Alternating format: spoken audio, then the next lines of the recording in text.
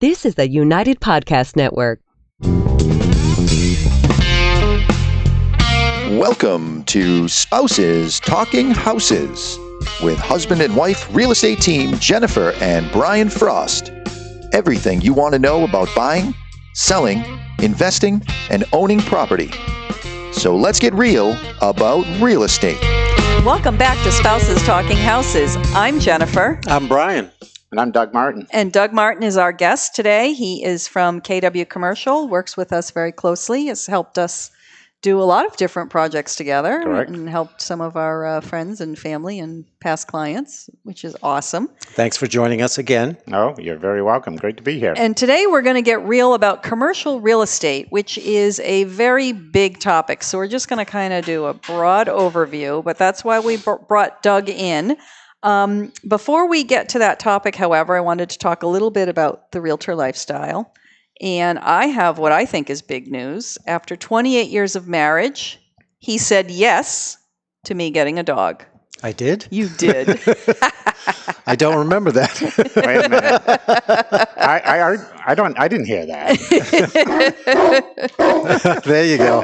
I have been binging the Quirky Dog podcast. So now I'm thinking about pens and crates and leashes and obedience and feeding and your time involved in doing all this? It's seeming a little complicated. Yeah. It seems like it's a big responsibility, which is something I think you tried to tell me for 28 years. Sounds like something your parents said. Hopefully you're overwhelmed right now. Yeah, really. And, Let me know how that goes. Yeah, exactly. I'm anxious to see the dog. And of course, the dog is going to bond with Brian. yes, hopefully after it's potty trained. Oh yeah, I'll take care of that. I'll take care of that. Yes, I realize that eventually this dog will be mine. Yes. So, and that's why you've been holding off. And I guess I'm okay with that for now. We'll see what happens, but well, you work from home quite a bit. Pretty much, yeah. And more so than you. More yes. so than me, and you've got your porch and your deck and your garden, and you hang out outside in the yard all the time. By the fire. Yeah, I wouldn't mind if a dog came over to visit. A companion for you would be the neighbor's dog, right? Yeah, exactly. Go home. Right. You want a trial run on one of mine? Absolutely. What kind of dogs do you have? Well, they're mutts, but they're small. Okay. They're about 30 to 40 pounds. All right. So manageable. Yes, I would. And they're already trained. I will definitely borrow a dog Right, there we go. for a sleepover. Okay, sounds good. Anyway, so we're going to talk about commercial real estate today, and I'm going to start with a very basic question. So, what differentiates commercial from residential? There's a lot of differences between the two. People think of commercial as being obviously the businesses, and the residential just being, the homes. So people will buy 2 or 3 or 4 houses in their whole life, but usually a business, will get in and they'll stay in one property for a long time, and try to get into a property that will allow them to grow or to get another second location, that type of thing. So it's the difference is you're not dealing so much with the heart. Right. You're dealing with just the facts and the figures and the location, as opposed to the residential side. If Mrs. Smith loves this house, yeah, fine. Mr. Smith's just along for the ride. Mr. Smith is going to sit there and say, okay, that's fine. It all works for me. I mean, as a man, we only get the basement and the garage anyway. So whatever else is the house, Absolutely. is fine. But and then I throw all my shit towards him and say, find an area in the basement. Exactly. For this. Exactly. No.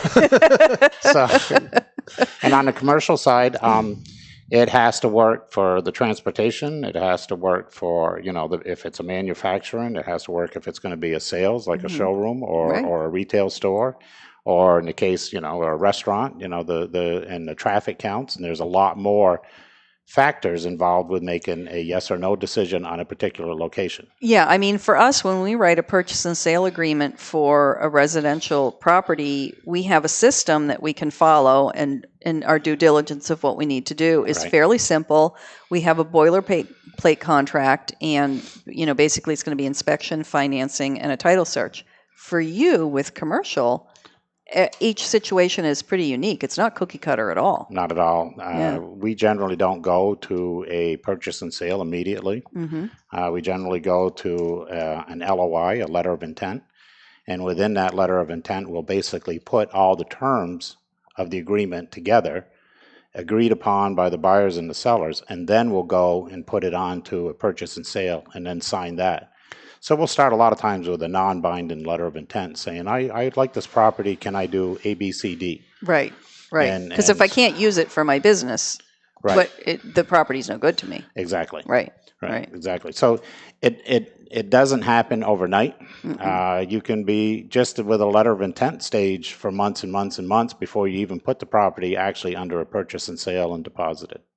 And the same thing with the financing. You're not going to just get cookie cutter financing either. Now, financing on a commercial is generally 2 to 3% higher than what it would be on a residential. The terms are on a residential side, everybody basically borrows for a 30-year mortgage. On a commercial side, you borrow your money for a 25-year period, and it adjusts every 5. So you'll go in for 4.5% or 5% now, and that's what your rate's going to be for 5 years. And then at the end of 5 years, they'll adjust it for the next 5 years, depending upon where the market is at that point. Right. As compared to a fixed rate right now on the residential side for 30 years stays 30 years. Exactly, because they're able to bundle that up and, Right. and it's backed by bonds. And they do that because of typical lease periods, or There's a lot of different factors. Yes, lease would be one of them. A lot of it is the money markets. They're not sold to Freddie Mac, and they're not sold the same way that a residential. right? A lot of banks will portfolio these loans themselves, and that's Right. why we always try to stay with the local banks. We got plenty of money locally, Yeah. and the decision makers are locally, and they know that this part of one town is good, and that part of another town is still Right. growing, and Right. this has a lot of hope, and that type of stuff. they know So Dunkin' Donuts is a good bet in New England. They know the Dunkin' Donuts is a good bet in New England, but they'll sit there and say, no, you're on, we don't want a Dunkin' Donuts, invest in the Dunkin' Donuts, you're on the PM side of the road. So, Right. you yeah. need to be on the AM side of the road in order for us to take that deal, little things. So Sure. Yeah. Okay. Well, and also on commercial loans that are in effect for a long time, a lot of banks will hire appraisers to go ahead and update the value of the property. yeah, Sure. Some banks have you do the same properties over and over and over again. Yes. Every couple of years, they're going to be reappraising those just for their files. I mean, they're required. They're required to do that right. in case they're audited. To or show that they've their assets, They're and keeping up their with the- liabilities are they're keeping up with the balanced. value of the property. Exactly. And you're right. They're managing their own portfolio. Exactly. Okay. Yes. 'Cause, All right. if the property's been horribly run down, then, it probably hasn't appreciated. Yeah, I didn't know if it affected the borrower too, or if it was just for the bank internally. It could affect the borrower. I don't, Yeah. Okay. There's Yeah. nothing. If they've let the property go, it's definitely going to affect the borrower. Right. Okay. All right. So I think this is leading us down the path of why, if you're going to do a commercial transaction, you should use a realtor who specializes in commercial. That's the policy of our firm. Correct. And Wait a minute. We residential brokers, we can handle that deal. I know somebody, exactly. I know somebody who's going to open a pizza shop, so I should be able to do this. I'm not qualified to do it. I don't have the knowledge. It's not really a good service to my client. However, our license from the state of New Hampshire allows us to practice a variety of different types of real estate. One of the most asked questions I always get is from the agents within our own organization is do you have a different license than I have? No. No. You and I, we all have the exact same real estate license Right. from the state of New Hampshire, in our case, the state of Mass also, and our federal and our state test in order to get it. And then it's a different set of skills to work in the commercial industry. Right. And I think you also have to have the connections for the other professionals that need to maybe handle the financing, bring something to planning board. Yeah. Like you need a whole team. Yeah. Completely order to different do animal. this.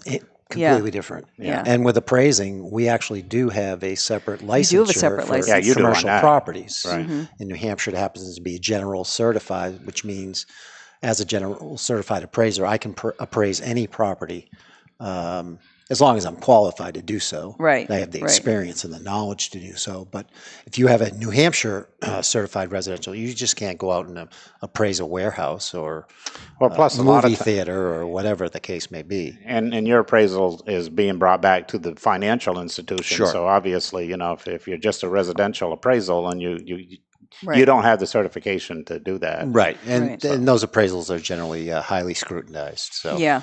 Well, and again, very, they're not and very boilerplate. expensive. Oh, and very expensive. And take true. a long time now. Yeah. Appraisals are way out. They always have. Yeah, they always have. I know. Yeah, yeah. But they're very long. Yeah. I mean, we used to charge by the pound. Yeah.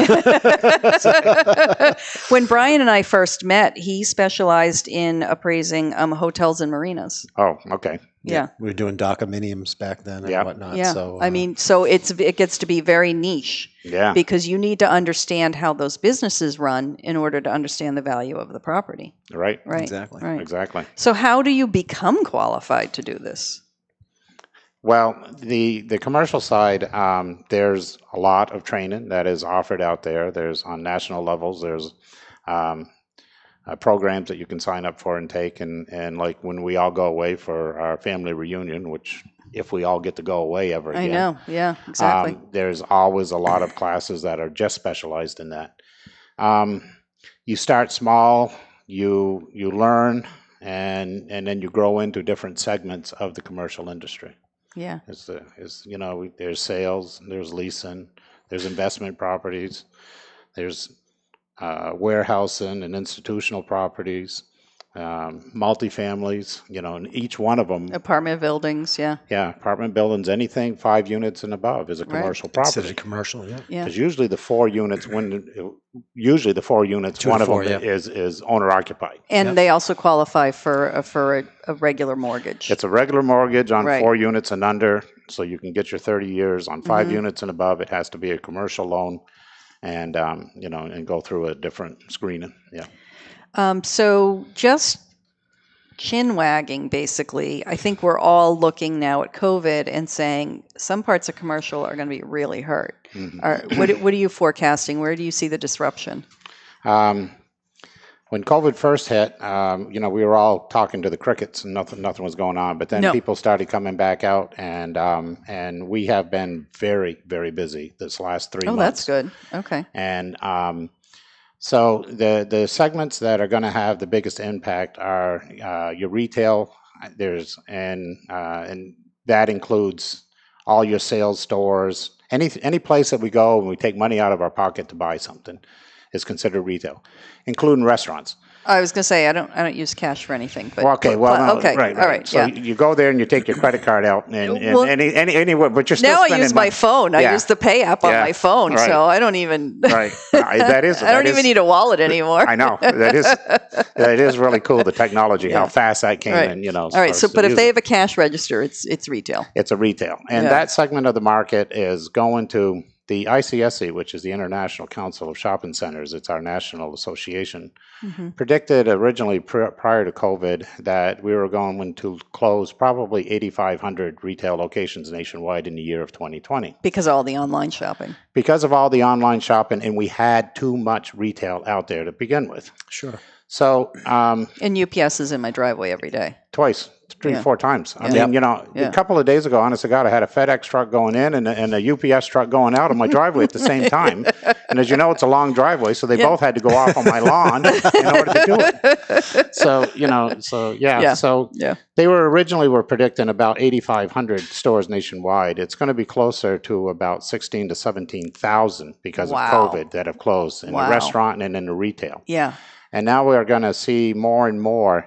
Every few days, we see another major, like Hertz, close. They didn't make it, Right. Yeah. So they Yeah. filed bankruptcy, and there's a lot more of those coming. They've been surviving the best that they can, but But they can only just hang on in survival mode so long. They Well- have to actually be making a profit at some point in order to keep going. And yes, and even the big ones that are really cash flush and all Yeah. that stuff, they're not coming back out nowhere near as many locations as what they had prior Right. to this. Right. They've already shrunk that space They're down. going to consolidate. They're going to consolidate.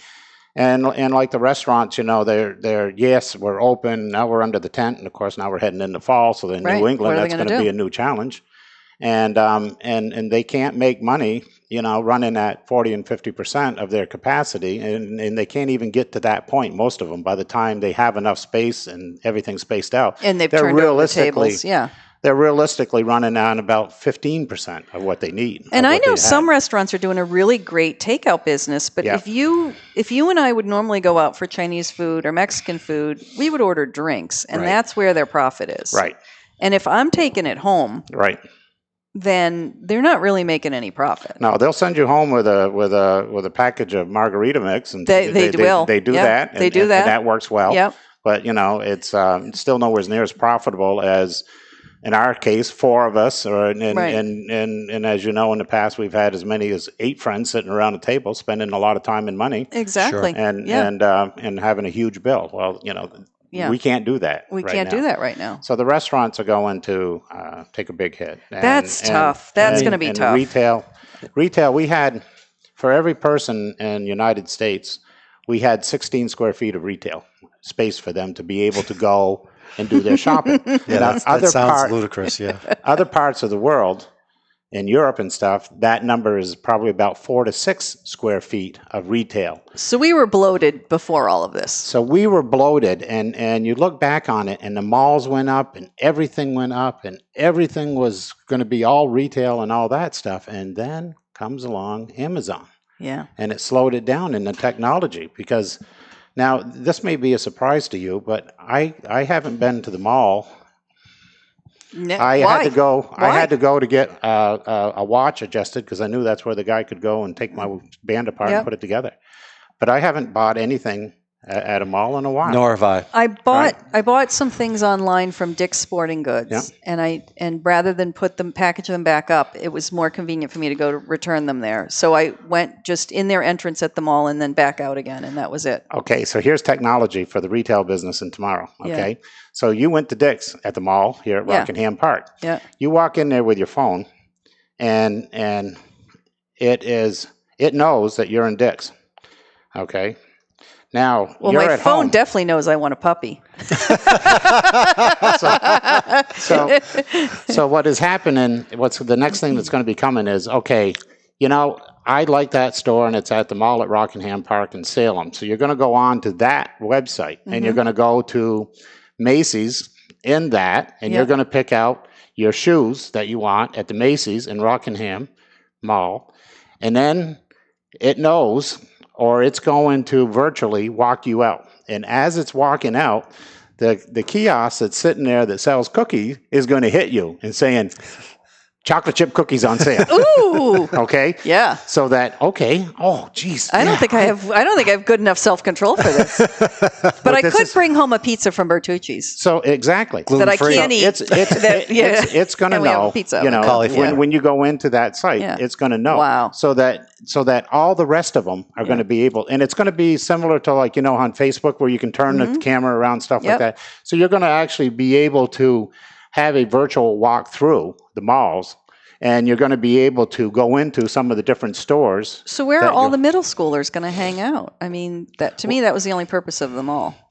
Well, that and the old people walking in the morning. Yeah, and they have. I mean, those hallways are so ginormous in the malls. And then you look at the outlet mall in Merrimack, which I like the stores, but it's so windy there. Even on a nice day, I freeze. Right. And so I don't like to spend. I'd much rather shop from my bed on my laptop. Yeah.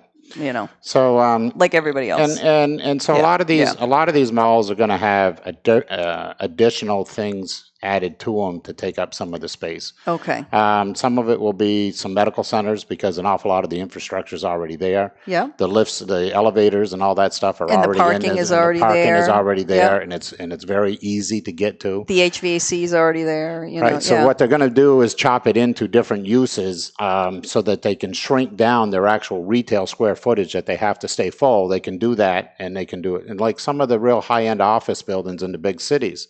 and the gorgeous top floors that have been offices, they're 100 feet up and all this stuff forever. Well, those are going to start getting chopped up and they're going to be into high-end residential. Then That a makes few sense. feet of office Penthouses, space, yep. and then some more cheaper ones. And then because there's a huge demand. What's there huge demand for? Living Mixed use. space. Yeah. Living space. Yep. We can't get enough of it. And people want to walk to things. They don't want Right. to necessarily be 30 miles out from Right. dinner and shopping and coffee. Oh, and, tell me. Yeah. Yeah. Yeah. So You're 40 miles out. So you're going to see a lot of new stuff coming to the market to help this to recover. Unfortunately, it'll be mostly high end, though. Probably. Yeah. The mill buildings in Manchester, a lot of those that have been full of just office space. Well, Brady Sullivan is condensing that down Yep. and redoing them and putting in really nice apartments Yeah. in okay. those same spaces. Yep. And per square foot, they're not getting as much, but boy, I'll tell you, it will stay rented as a residential forever. Where it could go quiet as an office for years. Well, sometimes. that's one thing about commercial too, is that when a commercial property turns over, it can be vacant for years. Oh yes. There are some signs that I drive by that have been up there forever. Oh yes. Yeah. Yes. Nothing happens overnight. A good deal. We can list it and be done within a year. Prices, values of the square footage haven't changed a huge amount. I remember 25 years ago getting $12 a square foot in Salem, New Hampshire for office space, and today we're leasing it for $12 to $14 a square foot. Yeah, So it goes that's- like this. Exactly. And the same with industrial space. There's a shortage of industrial space that is ticking up and staying up a little bit higher. Yep. But that's only because the cost of putting up a new warehouse or a new industrial building right now is prohibitive, yeah. so huge that what used to be $1 million job is now a $2 million job, and I can't get a return on it if you and I built one of those to rent it out. Right. Right. So Right. it's difficult. And also, I think lab space and clean room Yeah. is very much in demand because that's not a job that can be done remote. Right. Right. And that is still out there and will stay out there. Not everybody's going to go home and stay home for work. No, There's going to be no. a lot that's going to be coming back out. Yeah. But, Distribution centers. Distribution centers. Many of these malls will probably become that. Yeah. And of course, Hudson is all up in arms right now over a potential distribution center at Correct. Green Meadows. Meadows, yeah. Right. Yep. Hopefully, it's not going to happen. Brian golfs there, yeah. You know what? We need this distribution center a lot more than we need golf courses right now. Oh, We all are completely dependent on having boxes delivered to our front door. And this distribution center is going to be one of the biggest booms to southern New Hampshire we've ever seen. Okay, so I know very little about this, so tell us about this project. It's Amazon looking to do a distribution center here. Okay. It's very well located with the infrastructure to get the trucks in and out off the highway. It's right off of exit 1. Yeah. And so from there they can get northeast, south, and west real easily. So it's a very logical spot for them to do.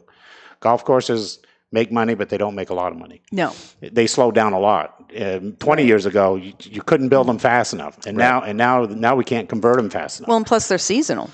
They're Exactly. dead. They're dead for several months out of the year, and it's they great take. because they would everybody go to Florida for the winter when you had a golf course. But that's Yeah. but they didn't make it. The golf courses aren't making the money that they were. So now it's time to redevelop them. Yeah, and they take up a lot of acreage.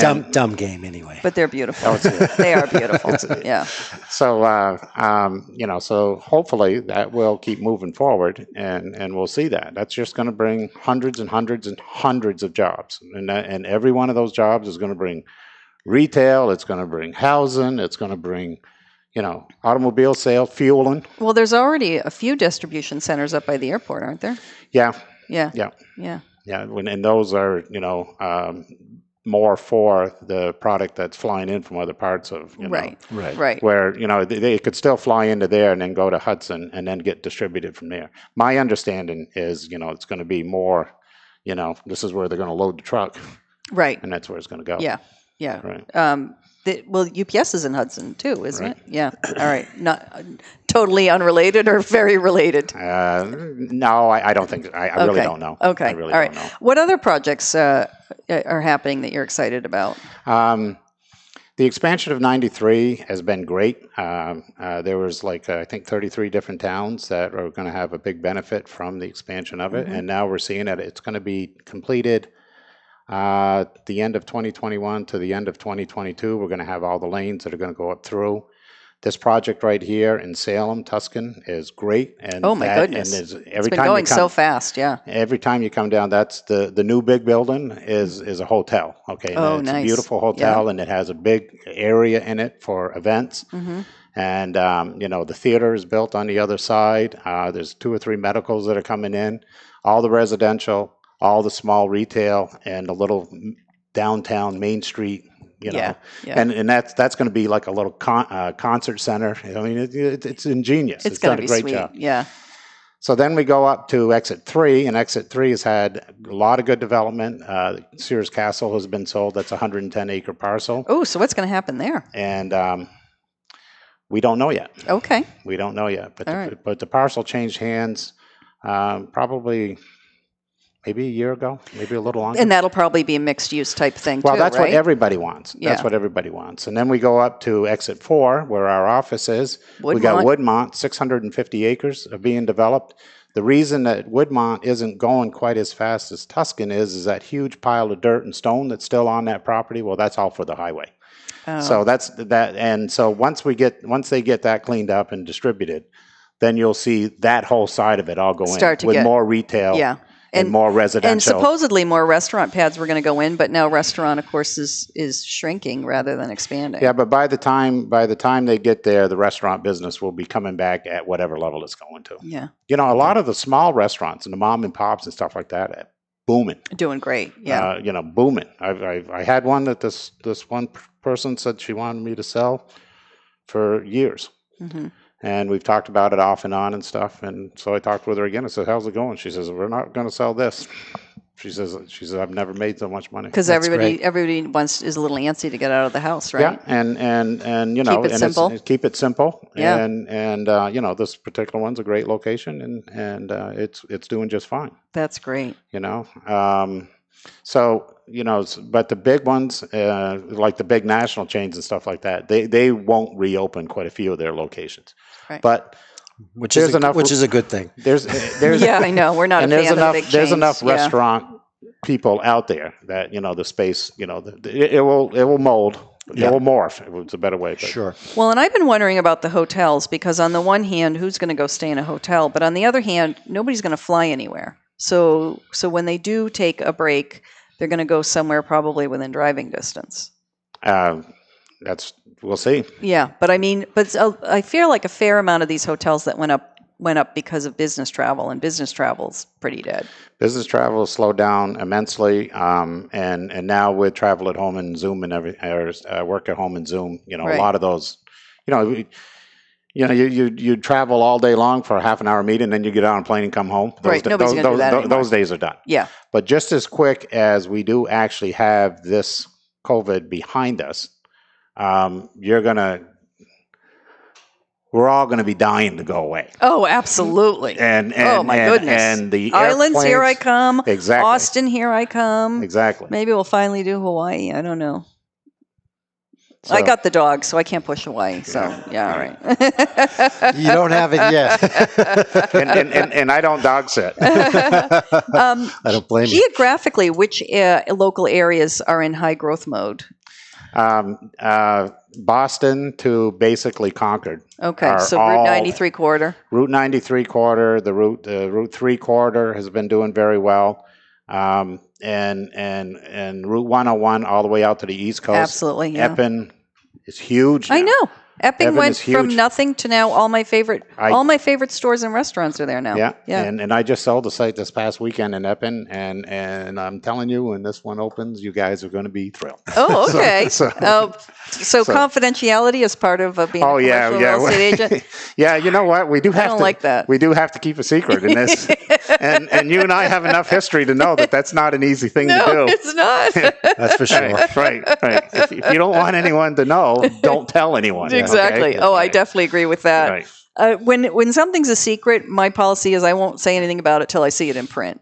I'll just, because otherwise I could get in trouble. But if somebody was looking to invest in commercial real estate and they're just kind of getting started, what's the starting point? Is that like a commercial condo or? Commercial condos are a great way to get into it because they're all managed, and the condo fee that you'll pay per month will take care of pretty much all the rest of it, so that, the only thing that you own is the unit itself. You own the doors, you own the windows, but they take care of the grounds and all that. Industrial space is in big demand.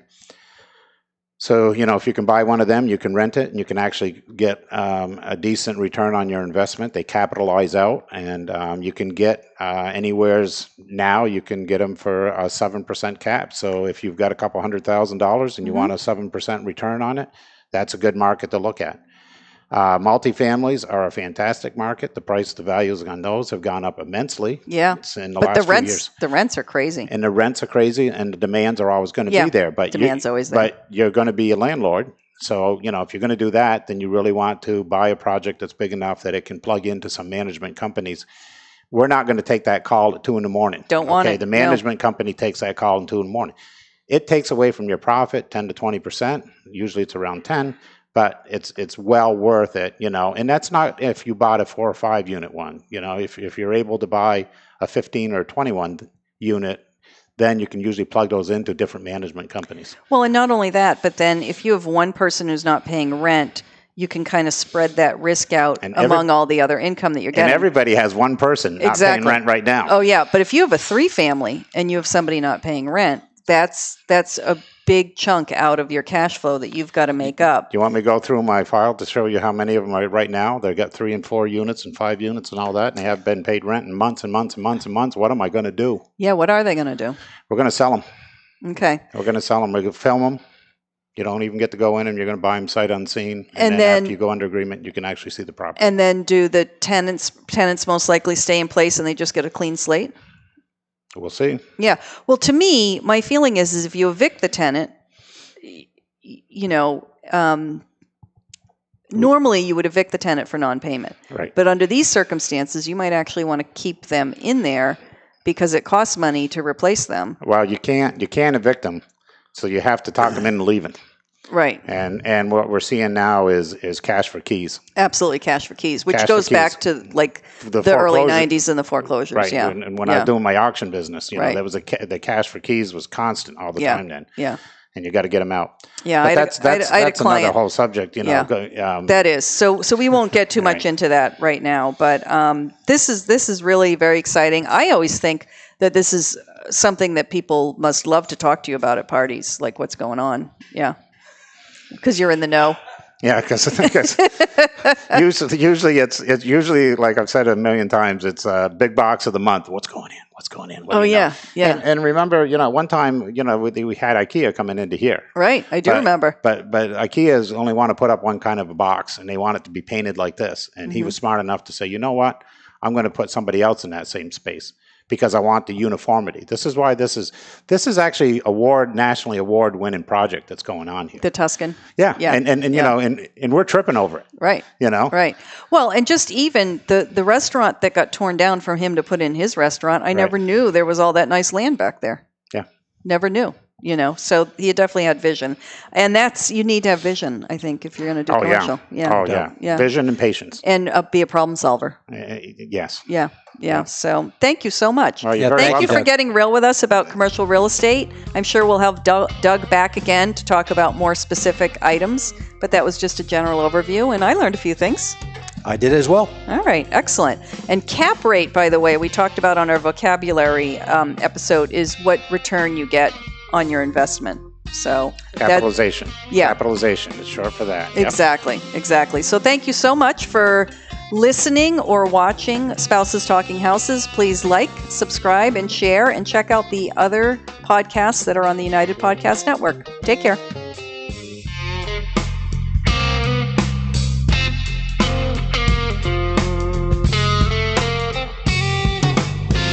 Music courtesy of the Eric Lindbergh Trio. Please visit his website at www.ericlindberghworld.com. Jennifer and Brian are licensed to practice real estate in New Hampshire and Massachusetts. Brian is also a certified general appraiser in New Hampshire. They are not lawyers, accountants, home inspectors, or therapists. Real estate customs and rules may be different in your area. Each Keller Williams Realty office is independently owned and operated. The Realtor name is trademarked to members of the National Association of Realtors. If you are currently under contract with a real estate agent, this is not intended as a solicitation. Views expressed on this podcast by Jennifer may not be shared by Brian and vice versa, nor are they necessarily the views of Keller Williams Realty. The views and opinions expressed by the hosts, guests, or callers of this program do not necessarily reflect the opinions of the Studio 21, Podcast Café, the United Podcast Network, its partners, or affiliates.